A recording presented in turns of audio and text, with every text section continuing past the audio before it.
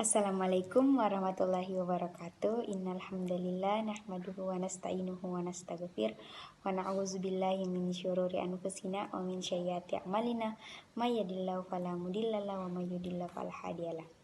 Asyhadu an la ilaha illallah wa asyhadu anna Muhammadan abduhu wa rasuluhu amma ba'd.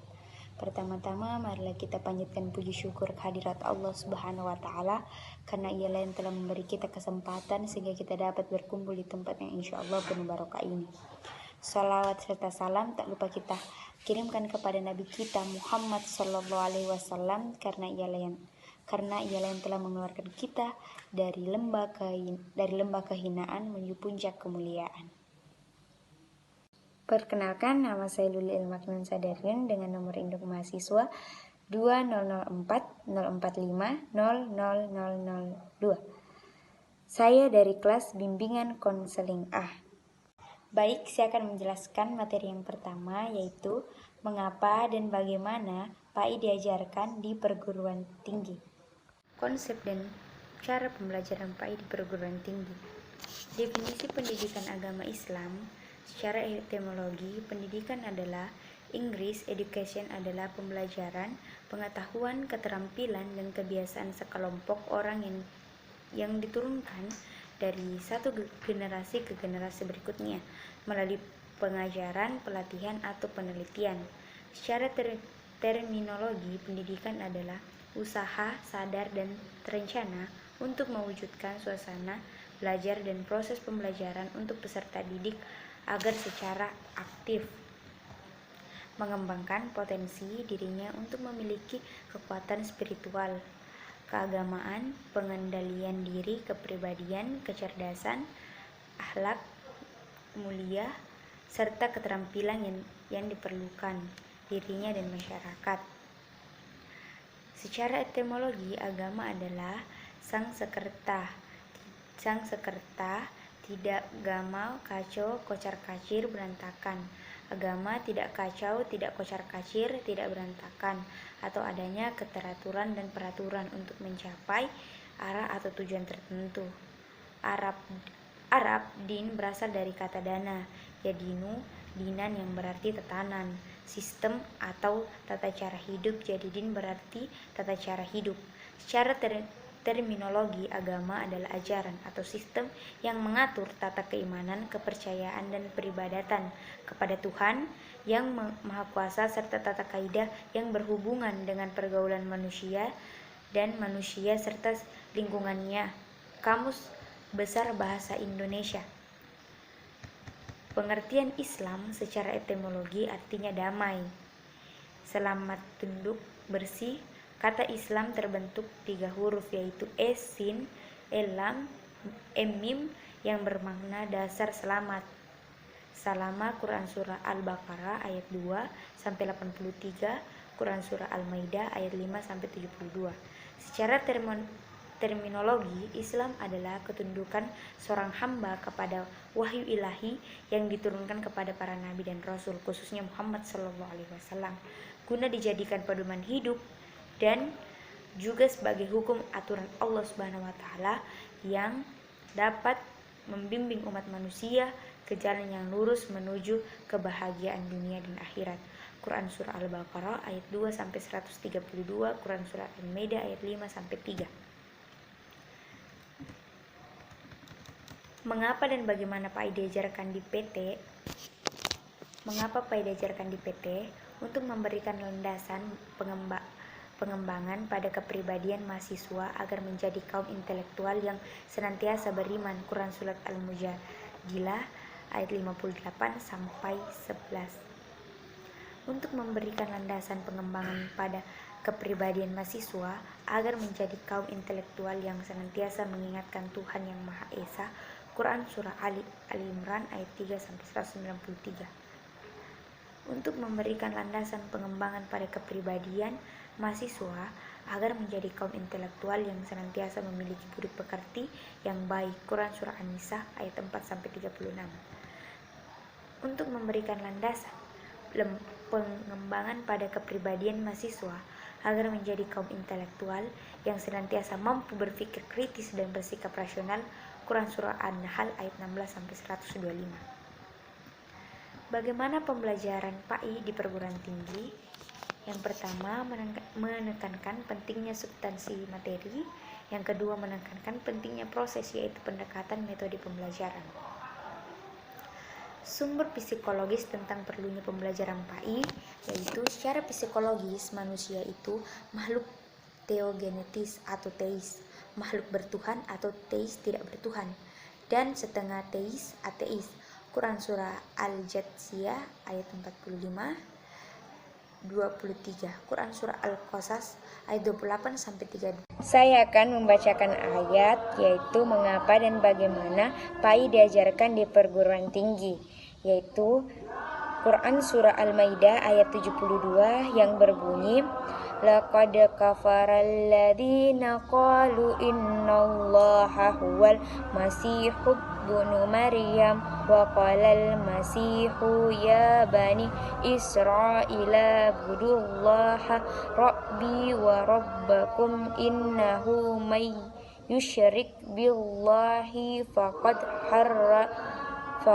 haramallahu alaihil jannata wa hum nar wa malid zalimina min ansar.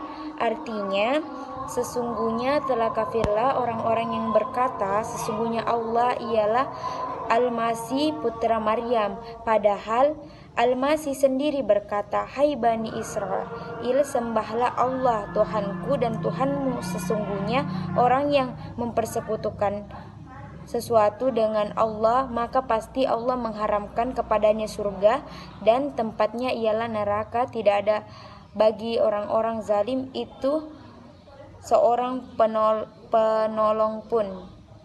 Materi yang kedua yaitu alasan manusia memerlukan spiritualitas. Penguatan spiritualitas perlu dilakukan agar manusia memiliki etika, moral, dan sentuhan manusiawi atau akhlak. Dalam kehidupannya, penguatan spiritualitas ini secara filosofis dikatakan sebagai penguatan visi ilahi, potensi bertuhan atau kebertuhanan. Spiritualitas membuat kita mampu memberdayakan seluruh potensi yang diberikan Tuhan untuk melihat segala hal secara holistik, sehingga kita mampu menemukan hakikat dari setiap fenomena yang kita alami. Mereka yang memiliki kesadaran dan kecerdasan spiritual mampu mengurangi kehidupan dengan panduan hati nurani. Sumber psikologis tentang konsep ketuhanan. Adanya keterbukaan pada yang adikodrati adalah fitrah manusia sejak lahir ke dunia. Fitrah mukhalakah manusia secara natur dapat merasakan yang gaib karena di dalam dirinya ada unsur spirit. Materi yang ketiga yaitu konsep dan karakteristik agama sebagai jalan menuju Tuhan dan kebahagiaan. Dalam Islam, kebahagiaan pada dasarnya merujuk pada salah satu kata dalam bahasa Arab yang disebut sa'ada atau sa'ada adalah kata bentukan dari suku kata sa'ada yang berarti bahagia.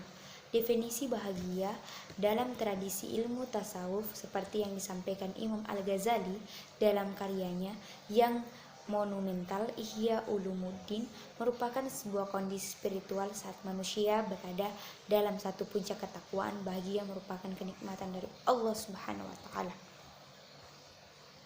Dalam kitab Mizanul Akmal menurut Al-Ghazali, bahagia terbagi menjadi dua, yaitu kebahagiaan hakiki, yaitu kebahagiaan yang akan diperoleh dengan modal iman, ilmu, dan amal. Quran Surah Al-Ibrahim ayat 14-24-25. Karakteristik agama sebagai jalan menuju Tuhan dan kebahagiaan datang dari sisi Allah Subhanahu wa taala, dan sesungguhnya Allah lebih mengetahui apa yang menjadi maslahat kebaikan bagi hamba-hambanya. Quran Surah Ali Imran ayat 3-19, Quran Surah Al-Mulk ayat 67-14. Baik, materi keempat yaitu konsep dan urgensi Islam, iman, dan ihsan dalam membentuk insan kamil. Secara etimologi, kata Islam berasal dari bahasa Arab Aslama, yuslimu, islaman, dan kamus lisan al-Arab dijelaskan bahwa Islam mempunyai arti semantik sebagai berikut: tunduk, patuh, qada'a, kaudu, wa istaslama, istislam, berserah diri, menyerahkan, memasrahkan, salama, taslim, mengikuti, at-tabaita, menunaikan, menyampaikan, ada takdia, masuk dalam kedamaian, keselamatan atau kemurnian, dakhala fi al-salam au al-silim au al-salam. Syarat terminologi: Islam adalah ketundukan seorang hamba kepada wahyu ilahi yang diturunkan kepada para nabi dan rasul, khususnya Muhammad SAW, guna dijadikan pedoman hidup dan juga sebagai umum aturan Allah Subhanahu wa taala yang dapat membimbing umat manusia ke jalan yang lurus menuju kebahagiaan dunia dan akhirat. Konsep iman. Definisi iman secara etimologi: perkataan iman diambil dari kata kerja amanah, yukminu, yang berarti percaya atau membenarkan. Sedangkan terminologi pengertian iman merupakan membenarkan dengan hati, diucapkan dengan lisan, dan diamalkan dengan tindakan atau perbuatan. Konsep ihsan. Definisi ihsan. Ihsan, bahasa Arab, ihsan, kesempurnaan atau terbaik, adalah seseorang yang menyembah Allah seolah-olah ia melihatnya, dan jika ia tidak mampu membayangkan melihatnya, maka orang tersebut membayangkan bahwa sesungguhnya Allah melihat perbuatannya. Quran Surah An-Na'am ayat 6, 103, Al-A'raf 7-143. Konsep insan kamil. Insan kamil berasal dari bahasa Arab, yaitu dari dua kata, insan dan kamil. Secara harfiah, insan berarti manusia dan kamil berarti yang sempurna. Dengan demikian, insan kamil berarti manusia yang sempurna. Menurut Jamil Sahalibah, kata insan menunjukkan pada suatu yang secara khusus digunakan untuk arti manusia dari segi dari segi sifatnya, bukan fisiknya. Dalam bahasa Arab, kata insan mengacu kepada sifat manusia yang terpuji. Baik materi kelima atau materi yang terakhir, yaitu konsep dan karakteristik paradigma Qur'ani untuk menghadapi kehidupan modern. Definisi paradigma. Secara etimologis, istilah paradigma berasal dari bahasa Yunani, yaitu dari kata para yang artinya di sebuah ataupun di samping, dan kata diegma yang artinya teladan, ideal, model ataupun arketip. Sedangkan secara terminologis, istilah paradigma diartikan sebagai sebuah pandangan ataupun cara pandang yang digunakan untuk menilai dunia dan alam sekitarnya, yang merupakan gambaran ataupun perspektif umum berupa cara-cara untuk menjabarkan sebagai macam permasalahan dunia nyata yang sangat kompleks. Alasan paradigma Quran sangat penting bagi kehidupan modern, yaitu bagi umat Islam, Al-Quran adalah sumber primer dalam segi kehidupan. Al-Quran adalah sumber ajaran teologi.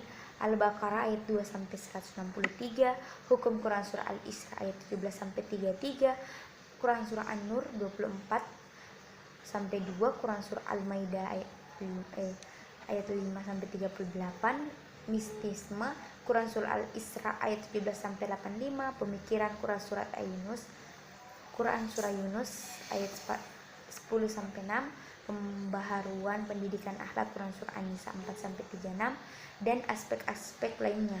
Tolak ukur benar, salah, baik, buruk, dan indah, jelek adalah terdapat dalam Al-Quran. Menurut Yusuf Al-Qadhawi, tujuan diturunkan Al-Quran paling tidak ada 7 macam. Yang pertama, meluruskan akidah manusia. Yang kedua, menumbuhkan kemuliaan manusia dan hak-hak asasi manusia.